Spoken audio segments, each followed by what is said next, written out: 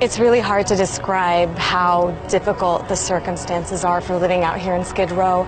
There are so many people who are battling mental illness. A lot of people got triggered just by seeing us with our cameras. You're going to get your killed on Skid Row about that camera. We've seen syringes in the street. We've seen feces in the street. You can smell the lack of sanitation. So not only is this a major homeless crisis, it's a public health crisis and a mental health crisis too.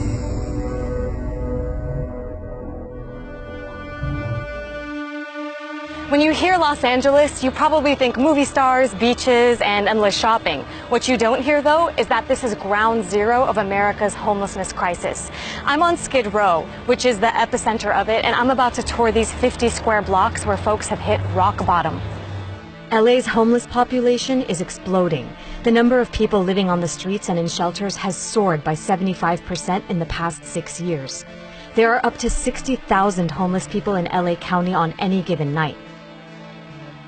The largest concentration of them live here on Skid Row, a sprawling tent city in the heart of downtown LA. A UN official described living conditions here as shocking. Suzette Shaw has lived on Skid Row for 6 years. She used to live in the shelters, but now has a government-subsidized apartment. I asked her to take me on a tour of her neighborhood. All of these people in this very condensed population, again, where do you see trash cans? Where do you see water fountains? Where do you see food? Law enforcement, they don't like the tents up during the day.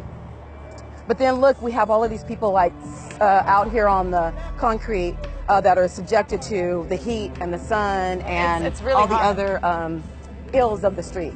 Just a block away, police closed off the street as workers conducted a massive cleanup of the sidewalk. Tell me what we're seeing right now.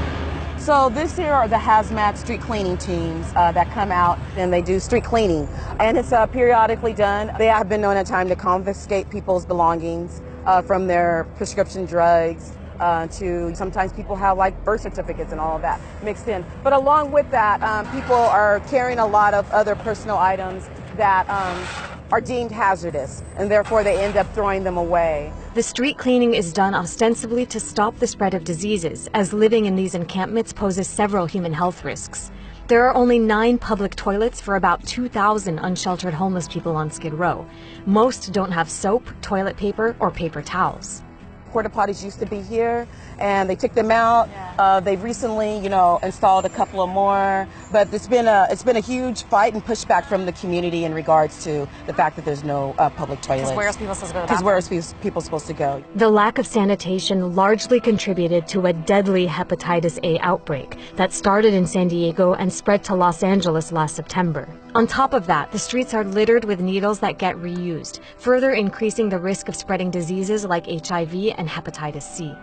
It's estimated that more than half of homeless people in LA County struggle with substance abuse, and about a quarter suffer from mental illness. Life expectancy here is 48 years, compared to the average American, who lives to 78. The homelessness crisis is made worse by a cycle of people going from prison and jail to the streets. They don't qualify for food programs and housing and so forth. And so then that puts them at the mercy of being on the streets. And once here, they face further criminalization from law enforcement. We saw a heavy police presence on Skid Row, and while it's meant to deter violence and crime, residents here feel targeted. Police give tickets for minor things like jaywalking, and when people fail to appear in court, an arrest warrant is issued.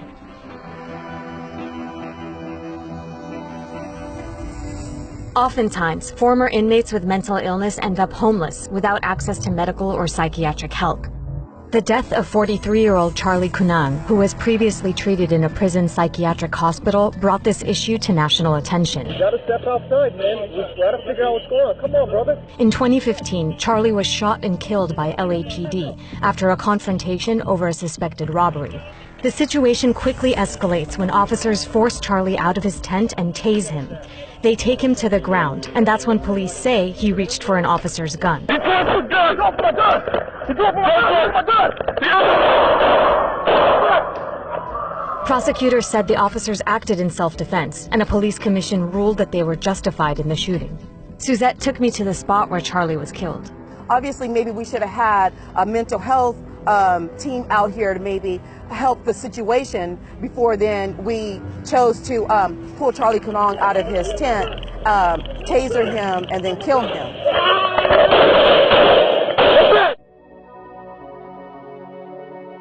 Women are a growing population on Skid Row. 9 out of 10 women here have experienced physical or sexual violence in their lifetime. I actually felt preyed upon at times because if you're a woman living out here, then you must be a prostitute. You must be a hoe. Women have to become tough to survive Skid Row, even with each other. The irony of Skid Row is that it exists against a backdrop of glittery downtown LA. The area has rapidly developed and gentrified in the last decade. Trendy cafes, high-end lofts, and upscale restaurants have popped up everywhere, and buildings are being converted into luxury housing.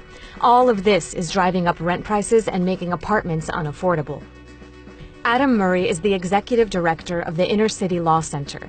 He works with people who are homeless on Skid Row and helps them fight evictions and find permanent housing. Why do you think the homeless population is exploding the way it is here? I'd say more than anything else, it's the disconnect between people's incomes and the cost of living in Los Angeles. In the past 15 years, the median rent has gone up by 28% in Los Angeles, and the median renter income has gone down by 8%. So you literally have hundreds of thousands of people every month who are struggling to pay the rent.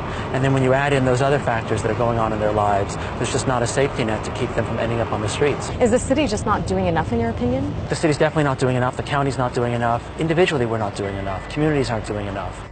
In 2016, LA voters passed a ballot measure to provide $1.2 billion in funding for the construction of 10,000 affordable housing units over the next 10 years. But where to build them is now the problem.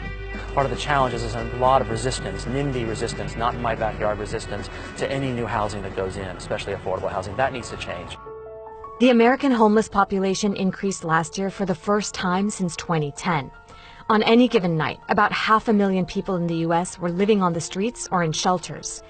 Meanwhile, President Trump and congressional Republicans want to cut spending on social safety net programs, including federal housing assistance.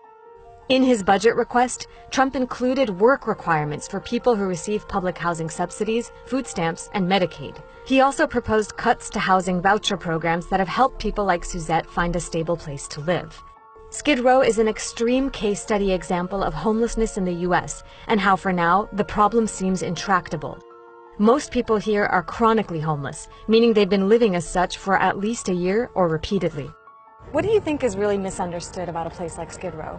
We oftentimes pathologize poor people. We see them as lazy. We see them as not really trying to, we don't see the resolve that it takes to actually sustain out here, to have hope when there is no hope.